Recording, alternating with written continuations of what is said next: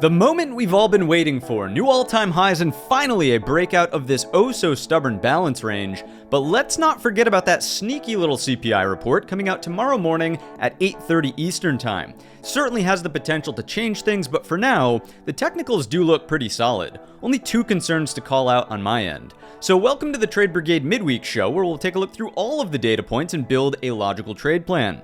My name is Matt, and if you're new here, hit the thumbs up button and subscribe. For additional resources, check out the links listed down below in the description, and stay tuned until the end of today's show. I've got two additional trade ideas to share with you that you won't want to miss. With that said, let's jump right into the charts. So kicking things off with a closer look at the SPY daily time frame chart, let's start with the most obvious piece of progress here, which of course is the blue sky breakout, the new higher high in the trend count. This of course is bullish. We're breaking out of the balance range after finding a big time higher low in the trend sequence. This of course remains bullish, it remains optimistic. As of right now, structurally, we've closed at the high of day from today's session. We are either looking for straight up continuation or some sort of pullback that, in my view, if it holds over 572, we're sort of good to go here. Picture perfect would absolutely be a retest and hold above this level at 574.40, but I would give it a little bit of breathing room down to the 572, just noting that that for the most part was the stubborn area of the balance range that really gave us some trouble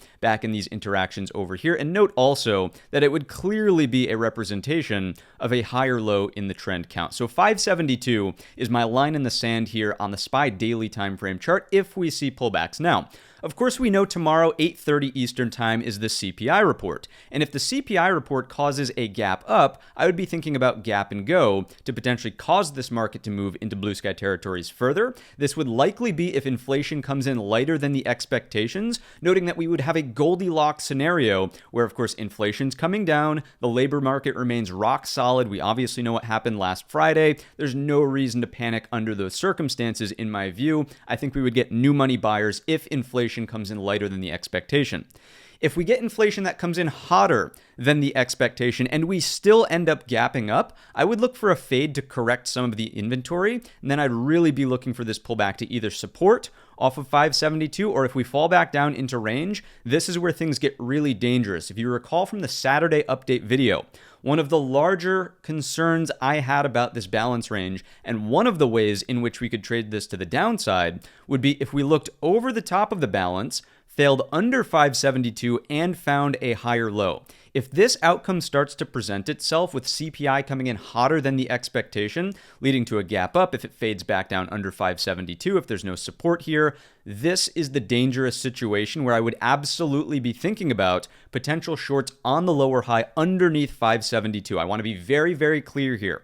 The market right now is bullish. It just broke out to brand new all-time highs after this long-standing balance range for multiple weeks.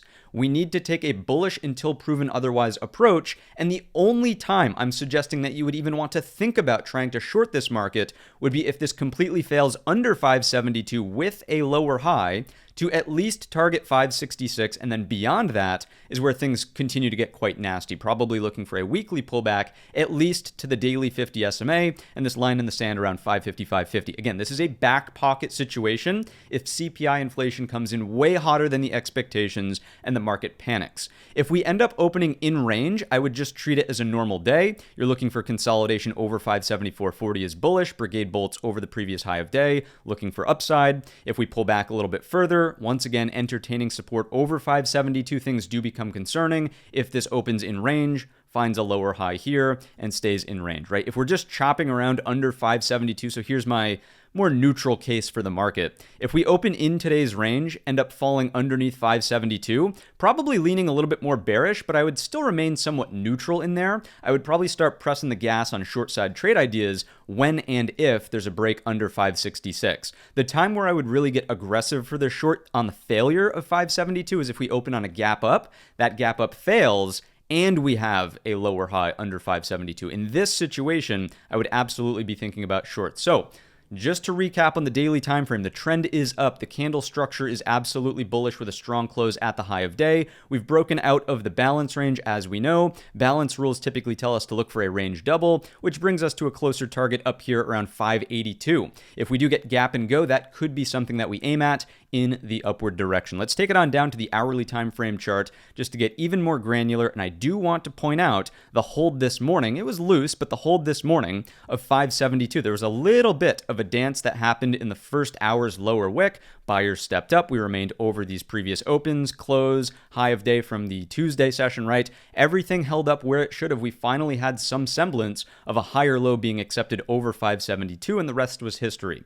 We know that this technically represented the improper end of the auction. How many times did we talk about on Saturday where if that's tested, we're expecting a break, and it's all about the follow-up as to whether or not prices are going to confirm up here. And you'll see exactly what I mean by that in just a second when we talk about market internals and market profile. For now, into the afternoon, we did get a couple of liquidation breaks that found support over 574.40. That would lead me to believe that the market is more bullish than bearish up here, but you're not really getting commitment from huge new money longs, right? If you were, you'd continue to see the market grind in the upward direction. You wouldn't have really gotten a P-shaped profile, which we'll talk about in just a moment. There's not much to really rehash on this time frame chart right here. Obviously, opening on a gap up, gap rules will be in play. Fade the gap, gap fill reversal is a potential idea. Pullbacks that close the gap and support over 574.40 are a good idea. This here is also a decent indication, right? You could look for the Brigade bolt back over 574.40. There's a number of ways to buy this pullback if we open on a gap up and there's a fade. If the market opens on a gap up and gets a gap and go, meaning we do accelerate in the upward direction, the only way that you can really manage your risk here in blue sky territories is looking for a first higher low pullback over an upward sloping view app. That's a potential idea as we start aiming towards that 582 measured move target from the range double we were just describing on the daily time frame chart. From this perspective right here, 582 would be that target, right? So all set here on the hourly pathing. We know where the danger really steps in, and we'll even use the red crayon for this. If we open on a gap up, fade, no buyers here. We fade, no buyers here. We move into range and lower high. Oh my goodness, this is run for the hills. Why are participants not happy about CPI coming down? So remember, the circumstance here, as we just described on the daily, is lighter than expected CPI, gap up that fades and fails. Run for the hills. That market not liking that information, not liking the Goldilocks situation, I can't fathom how that could possibly lead to a bullish outcome. And the technicals would support it, right? We've been in this range for how many weeks now? If you try a look above and you fail, oh my goodness, like easily the bottom end of the range, if not looking for a weekly breakdown over time under this 566, 565.25. Remember, although we're emphasizing this because obviously the upside takes care of itself when we're moving towards blue sky territories, it's bullish until proven otherwise, and I have my reservations. Let's talk about why. If we just move on over to the market internals, if you're not familiar with this dashboard, check out the video tutorial in the top right-hand corner. I just want to point out that as this market broke out to new all-time highs on today's session, what was going on with the internals? Did you have substantial volume inflows? Absolutely not. I mean, on today's session, not even close to 300 million. The breadth reads throughout the day's session, basically at parity all day, 1.5 to 1, never really getting in gear to the upside. You can actually look at the histogram here. If I remove the cumulative flows for the week and look at the histogram, we just hardly had at some points during the day around noon, we had up around 2 to 1 positive breadth on the NYSE, but for the most part, we were hovering around 1.1, 1.2 into the afternoon. Nothing really substantial. You've got to be over 2 for substantial intraday breadth ratios. And even on Tuesday, when we had this recovery effort to the upside, squeezing out some of the shorts from the Monday breakdown, that liquidation break into the end of day, breadth was negative there. Volume flows were mild, but still absolutely negative. If you think about what happened on Tuesday and Wednesday, today's new all-time high day, out of the advanced decline line, I mean, very neutral and sideways on Tuesday, trying to get a build earlier in the session out of the AD on today's session, but where did we close? Faded right back down towards 0. And the index scores down below, never really getting substantial, up and over 20. So again, the point here is not to say oh, we can't trust this market, it's got to go to 0. That's not the point. The point is just that if we open on a gap up and there's not a clear way to manage your risk up here, I would absolutely hesitate about chasing new all-time highs on the long side. Doesn't mean short the market, but it just means be very cautious about having terrible trade location really at the all-time highs with no protection, no clear place to put a stop loss, right? If you look at the ticks, you can see the same exact thing on Tuesday, basically a flat and benign build and closing quite literally near the 0 line on today's session as we're breaking out to new all-time highs. Please let that sink in. The market is breaking out to new all-time highs and the cumulative build on the tick is at 0. We're spending the afternoon consolidation under the 0 line. that is just absolutely absurd. Like it really takes away some of the confidence we have up here as we're breaking towards new all-time highs. This is one of the concerns I had mentioned in the intro. Second concern is going to come in from the market profile, which we were sort of alluding to a little bit, but as we know, and FYI, if you're not familiar with market profile, we've got a video tutorial for you in the top right-hand corner. Check that out. But as we know, we can sort of categorize different types of days, and this absolutely is a P-shaped profile. P-shaped profile is always indicative of short squeeze. So if short squeeze is what causes this move in the upward direction and then we just get sideways balance, again, I'm not saying just go out there and short the market, but if we don't really have new money buyers causing this move in the upward direction, which the market internals also support that we just saw, there was lackluster volume inflows today, then anybody who's long late to the party likely is a weak-handed buyer up here in this newfound value area. I wouldn't be surprised where the first indication that a pullback might unfold is some sort of breakdown underneath value area low from today's session, right? So if you start seeing price underneath 58.20 on the ES, which is basically the equivalent of this flat top break right here, you can see that this would roughly equate to the value area, right? If you're underneath 574.40, I think it's, you're going to get a very quick and snappy move into 572. And these, longs late to the party will be trapped overhead supply. So that's really the illustration here out of market profile. Of course, we have to give credit where credit is due. Value has been shifting higher over the past couple of sessions, right? You are getting progress in the upward direction from the buyers, but the types of participants on a P-shaped profile day, personally, I'd like a little bit more evidence that new money buyers are going to step into the market, and you're likely going to see that on the resolution of CPI. If CPI comes in lighter than the expectations, and as we've already mentioned, we're sort of getting those signs, early signs of a Goldilocks situation, that's where I think new money buyers really step in with confidence and continue to push the market towards new all-time highs. So a beat on CPI, and obviously by coming in underneath the expectations, would be a bullish indication, I believe, for the market currently. So that is the take out of market profile. You have a little bit of a spike here in M period, nothing too substantial. It's not a huge spike. You do have a good taper at the A period lows, and that's really it. There's not much else to dive into out of profile. So with that, we will jump on into the QQQ NASDAQ cash ETF. Let's see what's going on with the nasty Nas. A couple of things to point out here. So concern number one was sort of market profile and market internals for the S&P 500. Not really adding up to like major confidence. The QQQ, on the other hand, is the second concern, just noting that yes, I mean, it is higher on the week so far, but you've only made an equal high. And it is important that, yes, we are over the previous weekly pivot high back here, but as the S&P 500 is breaking out to brand new all-time highs and the NASDAQ is still lagging, and it couldn't even make a higher high over the previous pivot high from back here, leaves a little bit to be desired. So as we start to set the stage and dive a little bit further than just like, okay, here's the SPY daily chart, as you put the pieces of the puzzle together, once again, I think it becomes clear that you don't really just want to chase the S&P 500 new all-time high with terrible trade location on the long side. It doesn't mean, again, I want to be crystal clear about this because people in the comment section they're wild, right? We've been dealing with some of this recently, and I just want to be as clear and transparent as possible. This does not mean short the market thinking that it's going to crash and roll over into oblivion. It simply means understand that if you're chasing longs, you really don't have the most advantageous location for a reasonable amount of risk to be taken in the trade, right? There's no place to put a stop if you're chasing with some of these divergences stacking up. So with that, the trend is still up here out of the QQQ daily. You have lows, higher lows, higher lows. You've got highs, higher highs, equal highs. We're looking for the equal high breakout. And ideally, in a picture perfect world, if CPI beats, we're looking at all-time highs on some sort of gap and go tomorrow up towards this 503.25. So what's the game plan going forward? Obviously, if this to this is a huge higher low, you need your next higher low to stay at minimum above 486. 486 was a beautiful level intraday on the Tuesday session. If it is going to go for a deeper daily pullback to get there, you need to see that act as support again. Another equal high in short proximity of time, 1, 2, 3, looking to go through on the third time. And then again, that all-time high ultimately will come into focus as a potential target. Yes, it is extended through the upper bound of this week's expected move, but with a catalyst and with the amount of focus on that catalyst right now from the Fed and from markets in general, I do believe it is possible markets move outside of the weekly expected move. So QQQ daily looks fine to me here, other than the point of just saying compared to the S&P, it's got a little bit of relative weakness.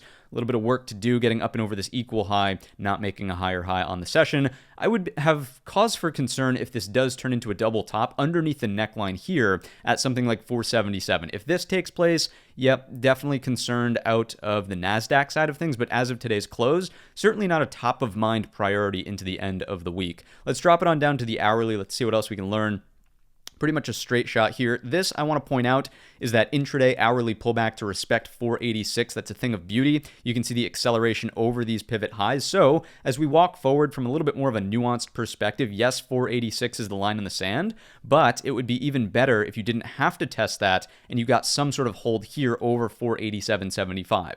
Obviously, any sort of upside continuation speaks for itself. You're looking for consolidation and holds above 493.10. Your first target is up there at 499.50, and then of course that 503.25 level that we were just describing as the all-time high. So pretty straightforward chart here from a technical perspective. The levels have all been working very well recently, and finally resolving these areas to the upside gives me some hope that these cleaner trades will continue to unfold. Apple has really been the star this week in terms of some of the executions, and we'll get into that as the show progresses. Let's jump into the NASDAQ side of the market internals, and you'll see a lot of similar indications here. So volume flows really neutral and lackluster as we're attempting to make that equal high. The advanced decline line tangled at 0. The cumulative build basically non-existent on Tuesday, and today closing back at the 0 line as well. So those same concerns we had in the S&P side of things, same thing over here in the NASDAQ side of things. What about the market profile for the nasty NAS? What do we see over here? Any deficiencies to talk about? Let's take a look.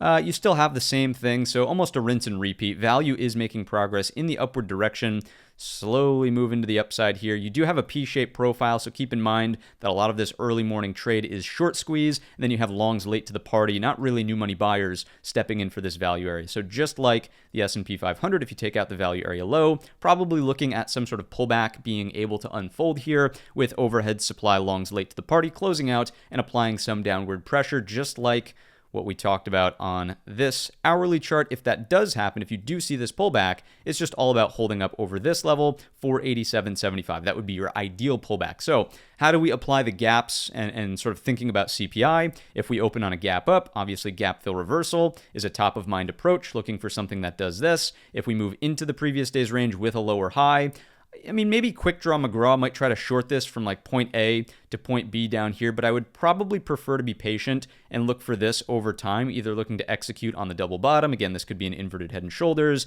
It could be an hourly hammer candle down here. Whatever sort of support we get, if buyers step up around 487.75, 486, I'd be looking to enter on the resolution of this pattern or the Brigade bolt high or low up and over these equal highs when and if we can break out over 493.10. Let's finish up the broad market here with the IWM cash ETF for the Rusty Rut and see what's going on from this perspective. So maybe I could have even said 3 things to be concerned about in the intro, because this is also somewhat divergent in the sense that you're still holding up over that 215 daily line in the sand, but look at the daily bar here. You've got yourself an inverted hammer that looked over 2 previous highs, did not find acceptance over 218.50 and closed under that level. So all of a sudden, like raising some red flags.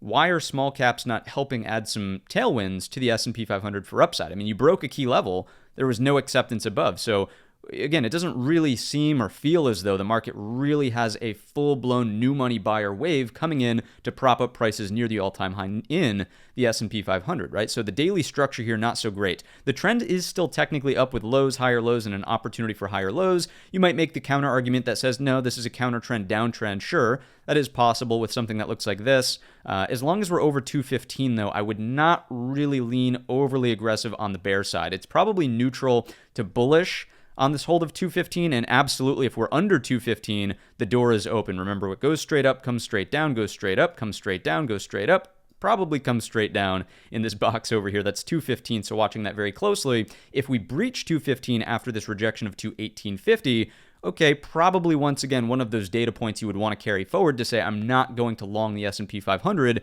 in blue sky territories if small caps are not participating in any of this upside bullish pressure. Let's take a quick look at the hourly time frame side of things. This was looking okay as a left head right, trying to get over the neckline in here earlier on in the session, but once again that failure into the afternoon. it sort of puts the pattern on ice. It's in a holding pattern inside of this box. So feel free to be my guest if you want to execute in here. Personally, I'm going to take the pass on that. And I will only be looking for, out of the IWM, either stronger conviction holds over 218.50, reinforcing bullish narratives for the S&P, or if we break underneath 215, really dialing back expectations of an S&P 500 continuation move into blue sky territories. Let's quickly check in on the Rusty Russell internals.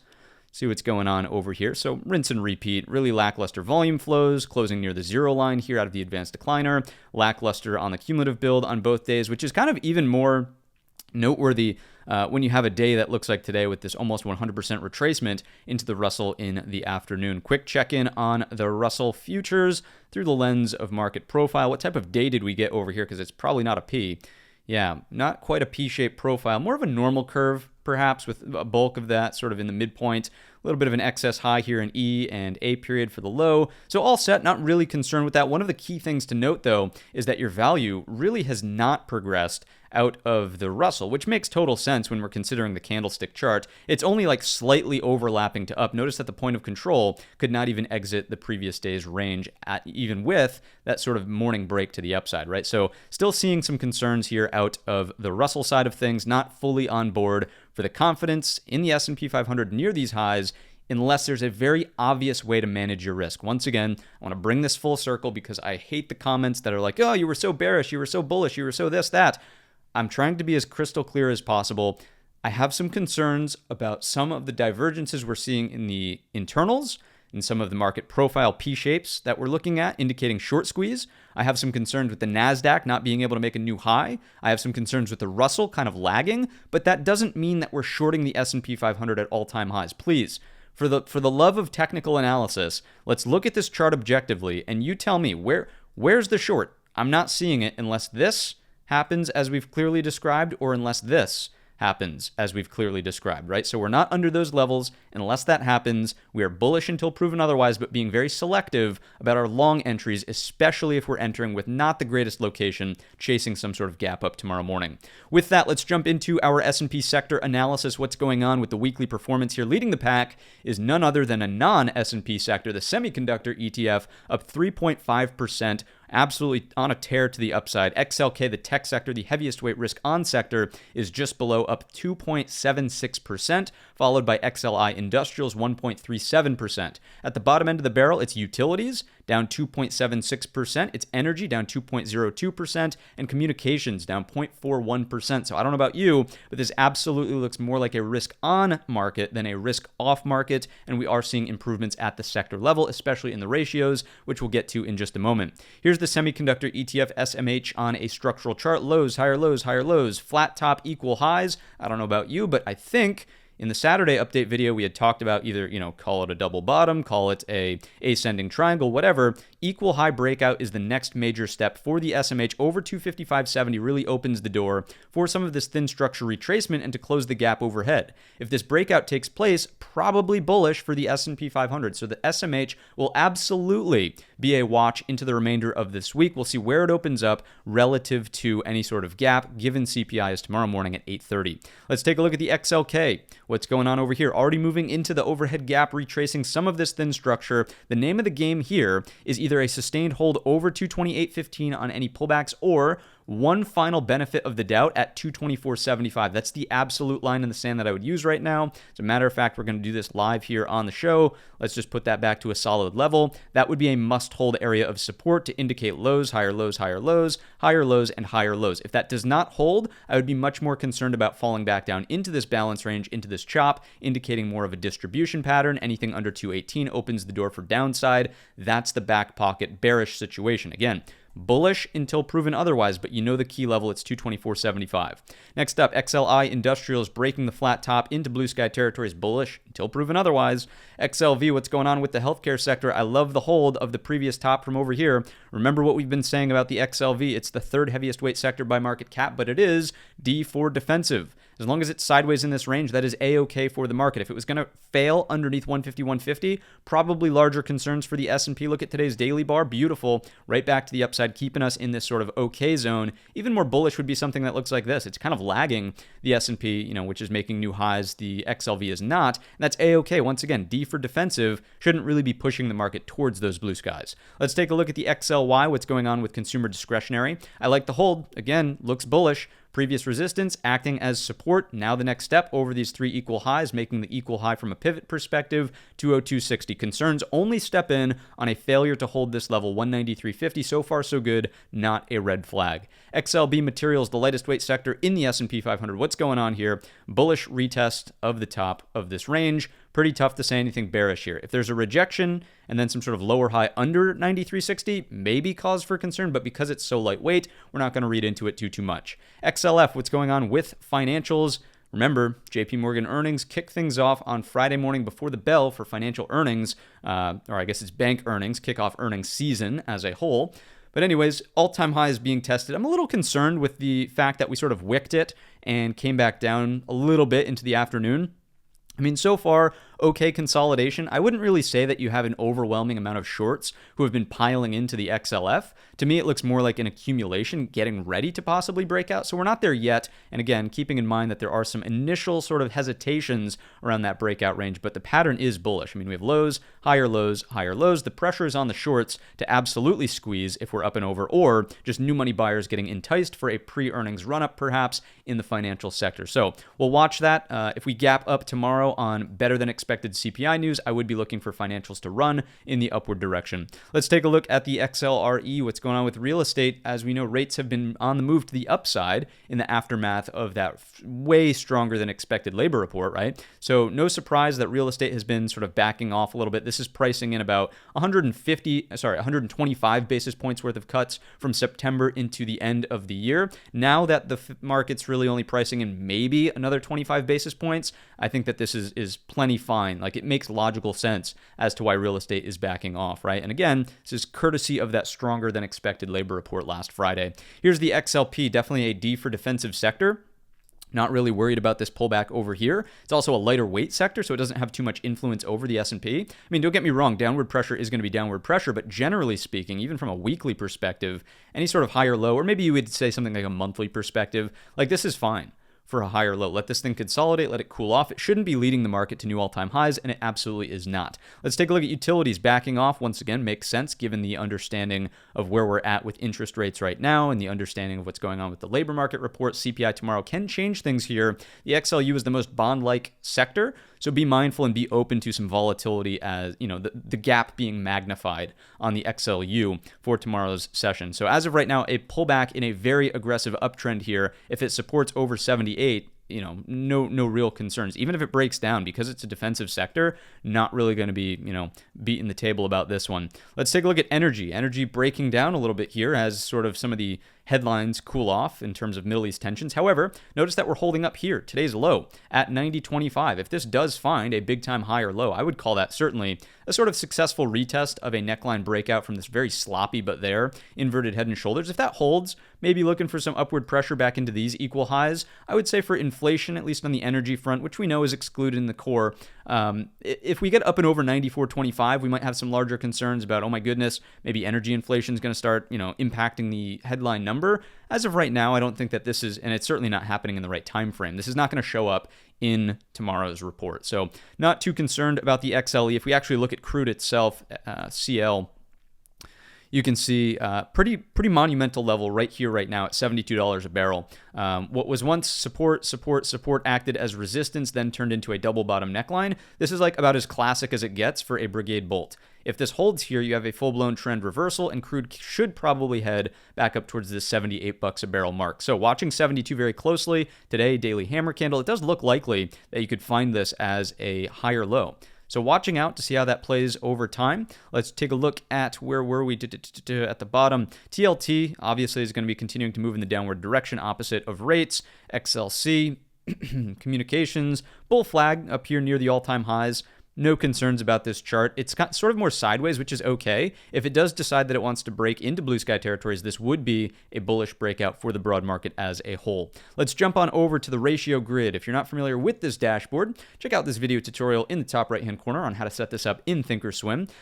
Subtle improvement here out of the XLK, noting that it did make a new pivot high after breaking, or I shouldn't say breaking, but rather suggesting a higher low in the trend count over a now flattening out 50 SMA. So progress has been made. I'll put a check mark over there. This is D for defensive, so not really concerned about this one rolling over. This looks like a higher low pullback in the context of a huge uptrend here, so this would also be a bullish check mark. And financials are more so stable. We'll see how this starts to react when and if we can break out of the balance range, but I would say neutral here. What does that leave us with? Probably flipping a little bit more so towards the risk on side of the market as we're breaking out into these blue sky territories. Tech and discretionary are playing nicely. What else should I point out? Well, of course, XLP, which is defensive, is rolling over. XLU, which as we know is also defensive, is also rolling over. So it's not fair to say that we have a risk off market. This is a big improvement from when we last checked in as soon as Saturday of this previous weekend, right? So lots of progress here on the ratios, starting to indicate more appetite for risk in the marketplace. And we'll see this as well echoed in some of these specialized ratios. So you'll notice here, and this was one of our concerns, is that we wanted a higher high. We absolutely broke out. That is now back to the bullish side of things. XLY over X, so this is government-backed bonds versus the tech sector, right? This is discretionary versus staples. I like the continued hold sideways upside, so this is bullish, right? Let's take a look at XLU versus XLK, breaking this pivot high. I would say that things get even better over this high from back here, but certainly avoiding the threat of what was a descending triangle, some sort of flush through those lows would have been detrimental. So this break to the upside absolutely falls into the check mark category. And if we take a look over here at the semiconductors versus healthcare, not quite there. Ideally, again, you get some sort of higher high, but you at least are sustaining this higher low over a now flattened out 50 SMA. So all set on that front. Let's quickly check in on emerging markets. Pullback after the breakout. Not really concerned about sort of some of the things that have been happening with the Chinese markets. The Japanese yen carry trade is sort of off the table. Like these things, I wouldn't really say are a big contender as an influence right now over the S&P 500. Let's quickly check in on our dollar. What's going on with the Dixie continuing to break in the upward direction, which makes sense. We know that financial conditions tightened up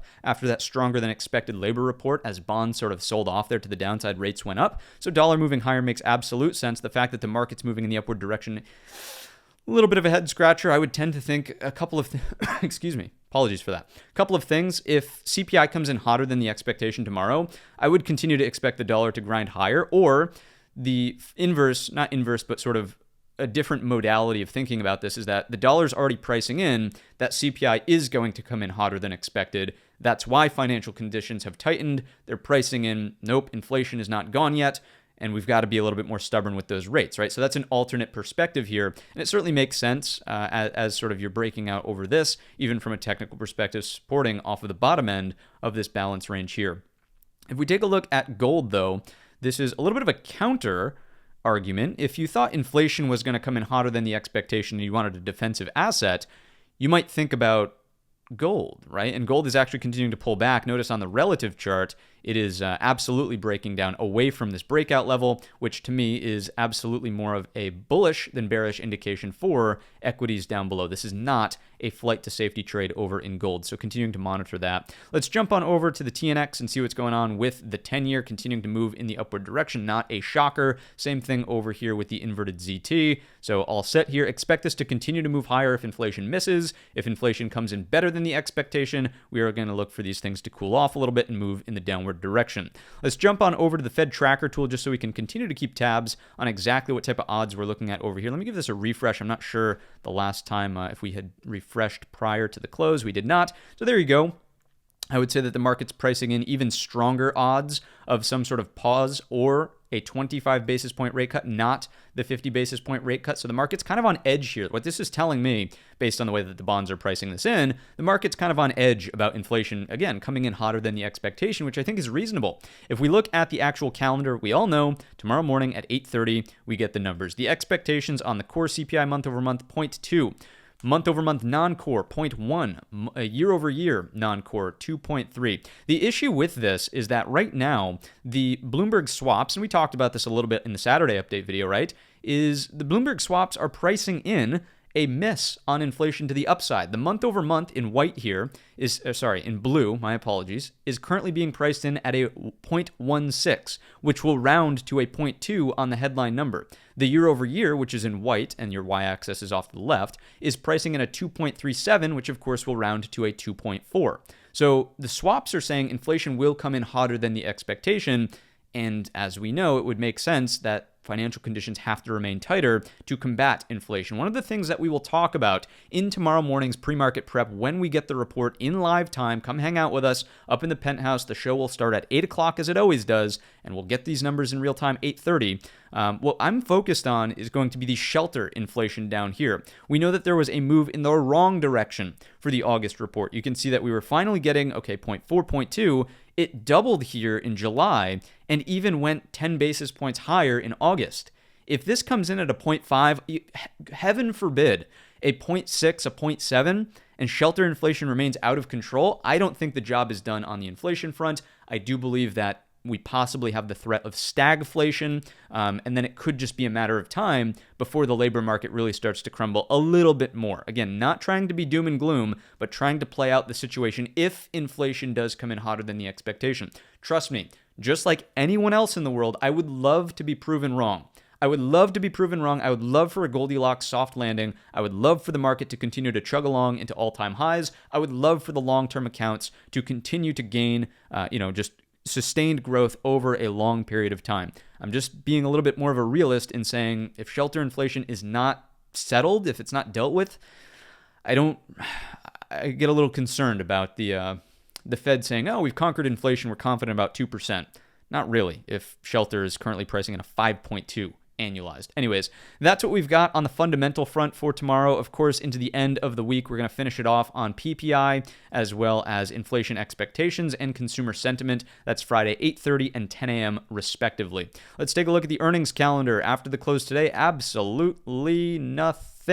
As we move into the end of the week, we had talked about on the XLF chart, it is all about the financial sector reporting earnings out of the banks. We have JP Morgan, Wells Fargo, BlackRock, Bank New York, and Bank 7 all Friday before the open. We will keep a very close eye on how the market starts reacting to their news and their releases. Let's take a look now through some supporting evidence categories. What do we have out of, where are we? TLT ratio to the S&P is breaking down. This supports risk appetite for equities down below. Let's take a look, and that also links quite nicely with the gold ratio moving to the downside, right? Both of those are more of a risk-on indication for equities. Let's move along to bonds relative to themselves, though. As we're concerned about inflation, no surprise to see these yields on the shorter end starting to uptick.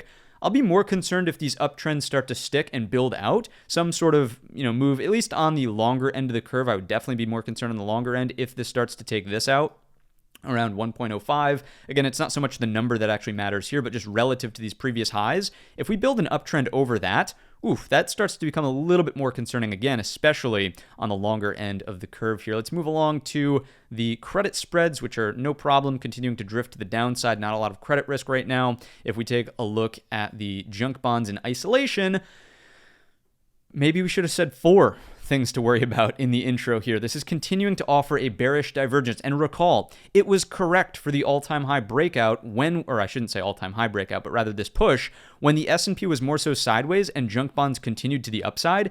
Junk bonds were correct. So now the fact that this is divergent with an S&P that continues higher, and you could even swap in the LQD, we've been using both of these somewhat interchangeably, looks the same exact, if not even more severe on, corporate grade. I'm just not, once again, I fall back on some of the things we said in the S&P analysis, which is just that if you're entering new money longs at the highest high with these divergences going on, the technical picture makes sense. So if you can manage your risk, fine. If you can't manage your risk, if there's no clear place to put a stop loss, these are not the conditions where I would be an aggressive new money long without participation from other new money longs, which we're not seeing in the market internals, right? So put the story, put the narrative all together, and it starts to make sense why you really need a clear trade plan if you're going to long the highest high. Bitcoin, how are we doing on a risk asset, sort of right at this sort of parity zone for the bottom end of the range? Not much to write home about out of Bitcoin other than a trade idea coming up very shortly that does have to do with Bitcoin. Let's take a look at total breadth, a little divergent here. out of the 200 moving average versus the 50 moving average. Breadth, though, is, I would say, net contracting a little bit here this week. It's still not under the zero mark, but it's not as strong as when we were pushing in weeks prior. Let's take a look at the RSP. Would this agree? The answer is yes. I had done my homework today. So we had not made a new all-time high in the equal weight index. We did in the weighted down below. So that is something to at least make note of. One of the things that you're seeing sort of contribute to that is just the fact that, where is it? The XLF today. Apologies. I think maybe I was looking at this earlier in the session when tech had not broken out yet. Obviously, the tech sector is the heaviest weight component. So with that, you're getting that, sort of influence over the weighted ETF versus the non-weighted up above the equal weight. So anyways, it's just it's a tech dominated, it's a semiconductor dominated breakout to these all-time highs. NVIDIA strong, obviously Apple, nice contender today as well. So those things are of note. You're not seeing that broadening nature as we're breaking to all-time highs, which is not the end of the world, but something to have in your back pocket. There's nothing new out of the equal weight NASDAQ, Dow Jones. Let's take a look at volatility. Volatility should remain elevated and sort of collapse tomorrow on CPI. That's my forecast, at least. The only counter forecast here is that if we sort of come in line with CPI, I think that VIX might remain elevated volatility in general, just as we head towards the election season. Like it's crazy to think about, but we're like a month away from that, right? So volatility, the uncertainty in the market is going to sort of not like that. And then once we're past the election, volatility should, in theory, settle down a little bit, and maybe this market will come off edge just a little bit. Let's jump into the VVIX and see what we can see. So still elevated over here, not so elevated to what was happening with the Bank of Japan stuff, but still, pointing out that once again, this is no joke. There's not easy volatility here, which is kind of surprising considering the market's been so dead inside of this range. But generally speaking, again, I do believe it has to do with the election upcoming. VIX futures, same thing. You're going to be in a backwardation here as long as you're pricing in the October versus the November contract. Once you get from November and onward with the election risk out of those pricings, this goes back into a contango, very similar to your 9 versus 30-day VIX. If you look at the one-day VIX, elevated here as we come into CPI, the very classic mechanic that you should all be paying attention to is tomorrow, once the number is reported, even if it's a miss, once there's less risk, once there's less headline risk, uncertainty, the one-day VIX should move in the downward direction, causing at least some kind of flurry into the upside out of the ES. Whether or not it sticks is the different story. That's what you have to evaluate after that move takes place. This is just a market mechanic that we should all be aware of, right? So that is your look at volatility. I think the election is weighing on that stuff the most. Let's jump on into the core list of companies. Let's see what's going on over here. So Apple, just a beautiful trade, literally from the bottom end of the balance to the top. If we take a look at the hourly chart here, classic look below and fail. So on Monday, you get this really detrimental move to the downside. Tuesday opens up, and actually, you're right at that area where, okay, if you slip, it's probably just a lower high you're breaking down from range. Target these lows back here, 217.75, or 25, excuse me. The fact that this held a higher low into Tuesday afternoon, we opened over 224.60, classic, you could call this inverted head and shoulders. We talked about that in the live stream, right? You could just call it look below and fail, as we already had, right? With a Brigade bolt back above, target the top end of the range, mission accomplished, mission complete. So would I continue to press the bet out of Apple? No, absolutely not. I think that the trade has played. I think that there's plenty of opportunity for a higher low, maybe somewhere in this zone around 228. It's a possibility. If you come back up to the high, consolidate maybe this over time. If you just chop through 228, I would just let it be inside of this range and possibly look for the next setup. Is it possible that you could see look above and fail? Sure. Absolutely. So really just playing off of 229.50 as your next key level here out of Apple, but really in setup evaluation mode, not necessarily like ready to execute on this idea now that this trade has concluded. Next up, Microsoft. I was looking for a lower high, honestly, today underneath 415.50, noting that we had overhead supply. The market had other plans. So the idea now becomes if this is left, this is head, this is right, any higher lows over 415.50 set up the inverted head and shoulders, and this at least pinches into the retest of 425.25. This is where I would look for, again, a lower high. Let's think about why. Here's the daily time frame chart. Big breakdown. I do believe that on the retest of this, you could be looking at a rejection for a lower high. So 425.25. In a picture perfect world, Microsoft would have held this level on the first retest during this mild pullback. This is certainly advanced to the degree where I would say we're falling into a bit of a downtrend, right? Or at least the threat of one with a lower high under 425.25. So that's the logic behind that level. Next up, NVIDIA. Let's take a look at the daily time frame chart. This one just cracks me up. If you're following us over on X, you know why it cracks me up. We've got ourselves a resistance trendline break. I will not be choking on my lunch anytime soon.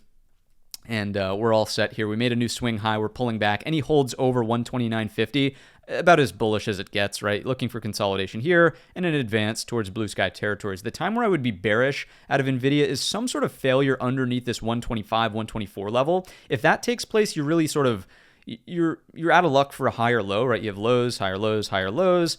If you come back to this, I suppose you could get a higher low. This would be rainbows and butterflies here, though, right? Something that does this. So a higher low here. If you're underneath, if back in the ugly zone, and I would probably be more aggressive on the short side, underneath 115.75. So one step at a time out of NVDA.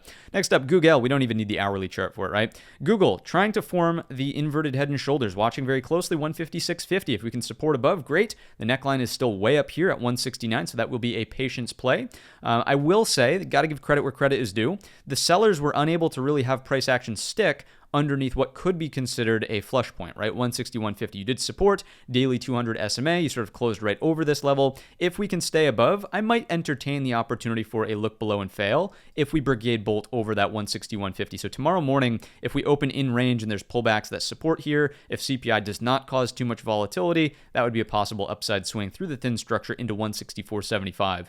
Next up, Amazon. Nancy, what's going on with the daily time frame chart first? I like the hold, so think about the XLY. Think about not really the XLC, but really the XLY, which is the sector it's in.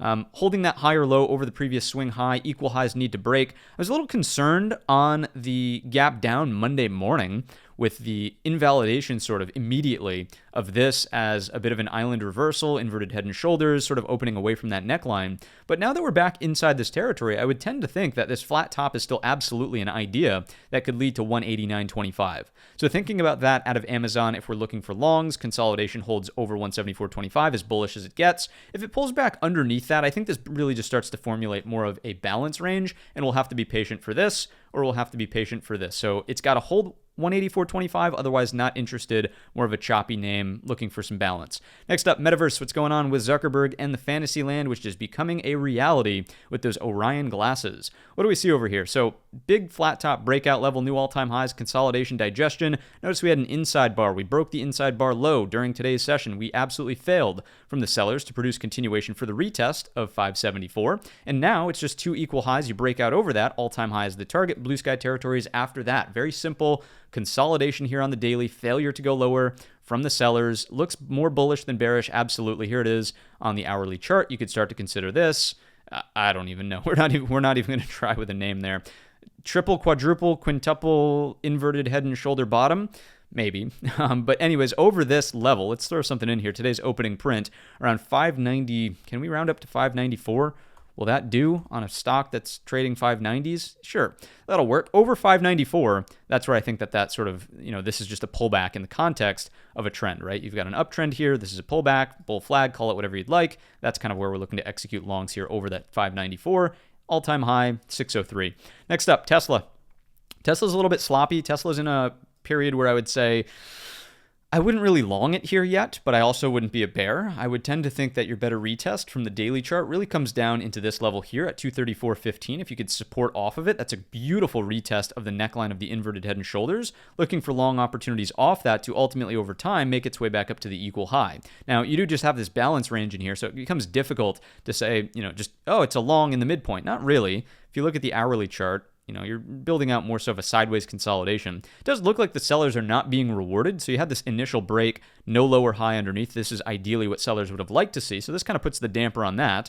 They get another attempt, but notice it's not a lower low.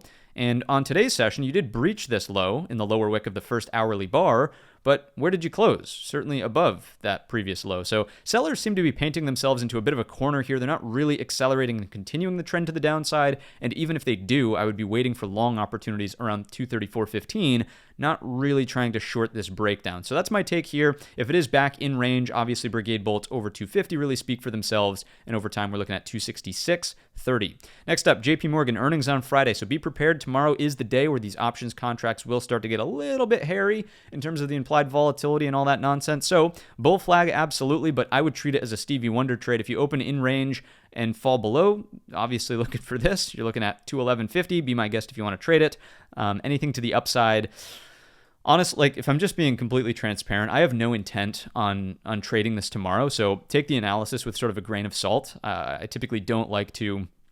If I'm not going to put my money where my mouth is, then what's the point of doing the analysis? So, maybe something that looks like this could be an idea. Maybe the Stevie Wonder underneath. So these are the key levels: 211.50. The Stevie Wonder trigger is underneath 213.30, give or take. That could be your sort of opening the door to the downside. And other than that, sort of waiting patiently for earnings to resolve out of JP Morgan. Next up, we've got Netflix. What's going on over here? Starting to creep towards those all-time highs. It's getting back into the mindset where it's got a mind of its own. Remember that once we sort of resolved the earnings downdraft, just boom, boom, boom, straight to the upside, we started to get a little taste of that on the Tuesday session. Look at this straight up move on Tuesday after the Monday nonsense, which is just crazy. But if it's really going to get in gear and do the thing, any continued price acceptance over 724.50, you got to be bullish for, at least some expectation that this wild wildebeest is just going to fall back into its old patterns, which is, going mind of its own. Same thing over here, right? Mind of its own. So kind of interesting, worth paying attention to. One of the only things I'll call out here is that this mind of its own happened post-earnings. This mind of its own happened post-earnings. We don't yet have earnings for Netflix. So if it continues to balance and then post-earnings starts to go for it, again, not that chart patterns don't always work this way, right? This is just an observation. It doesn't mean it has to unfold that way, right? You would never make that trade thesis your actual trade plan, but it's just something to be aware of, right? Next up, AMD. Real decent strength here out of semiconductors. Gap up, held these previous lows. As long as you're over this 167.65, bullish consolidation, looking for a new shelf of consolidation, and then ultimately closing the thin structure up towards that 180 as a potential target. With NVIDIA acting strong, breaking out through those previous swing highs, with AMD well above its double bottom neckline, I think that semis are poised for continuation here, not necessarily some big reversal of trend. And oh my goodness, we have to start talking about AMD 130 again. I'm thinking not. I'm thinking right now that this is constructive and the trends are looking decent. So that is my take here. Excuse me, a little scratchy in the throat here today. Thanks for bearing with me. A couple of Ricolas in store for me, it sounds like, after this. But as long as we're consolidating, as long as we're over this level, nothing really harsh and bearish to say about AMD. I would say that the short might step in on some sort of lower high here for another retest of 159.25. So that would be underneath 167.65, just if you need some sort of short-sided trade idea. And, if the broad market's sort of weakening on the CPI report tomorrow morning. That's the only situation, though, where I would say maybe a deeper pullback unfolds, right? So that is AMD. Let's get into these two additional ideas for you. Let's stick to the theme of semiconductors first with ARM. ARM. What's going on here? 150 is just such an obvious level to me that it seems like we want to pay attention to it. We've got lows, higher lows, kind of higher lows happening in here. You could call this a pie in the sky double bottom, call it bull flag consolidation when you do this, whatever you want to call it. Over 150, you've certainly got some interesting thin structure to retrace. Ultimately, the target would be somewhere around 171. So, 20 points of upside on a $150 stock right now, that's absolutely worth minding or paying attention to as this chart continues to unfold. For sustained higher lows, probably need to see it over 140.75 at this point walking forward. So that is ARM. Another, you could take a look at AVGO, for example, breaking out through its equal highs today. Semiconductors really sort of had themselves a nice run over the past couple of days, right? Resolving these things in the upward direction. So looking to see if ARM wants to get in gear with these names and make a new high as well. Let's move along to the final trade idea of today's session, MSTR, MicroStrategy. I always in my head think like, oh, this is Monster Beverage? No, it can't be. So MSTR MicroStrategy, which is basically a Bitcoin proxy at this point. Their balance sheet is, don't quote me on it, but majority Bitcoin holdings, right? So what I'm noticing here is just the failure to make a new high, closing as an inverted hammer, and thin structure underneath. Now, I'm not looking for this stock to collapse and go to zero. I'm just saying if you take out these two equal lows, it's an inside bar breakdown, you have thin structure, I'd say it's a pretty easy target into 173.50. If CPI comes in and let's say risk assets are not performing well, probably looking for this, right? That's sort of an idea here out of MicroStrategy, short underneath 185.50 into 173.50. Now, when we get to 173.50, let's go back to the daily. The trend, of course, is up. Higher low, higher low, higher low. Very possible that this is just your next higher low in the trend count. So I wouldn't throw in the towel and be like, oh my goodness, he's so bearish, MicroStrategy, it's all falling apart. No, it's just a pullback can unfold. I think it's a shortable pullback because it's so well defined. You have this clean risk. and clean structure to trade back through, thin structure. But when we get here, absolutely thinking about what are the opportunities for a reversal to hold some sort of higher low in the grand scheme of the trend count. And that's what I've got for you in today's episode of the Midweek Market Update. If you enjoyed the video or learned anything new, let me know down below in the comments section or by giving the video a very simple thumbs up. Remember, we will have coffee and donuts up in the penthouse tomorrow morning for the CPI report. We will kick off the show as we always do at 8 o'clock Eastern time. The report comes out at 8:30, giving you plenty of time to refill your coffee mugs, grab yourself a donut, sit back in the Eames Lounge, relax, look in drawer number 2 for our measuring tools, and we'll take a look at the data all together. So I hope to see you there tomorrow morning here on the channel. If I don't see you, enjoy the rest of your trading week, stay green, and I will see you in the next one.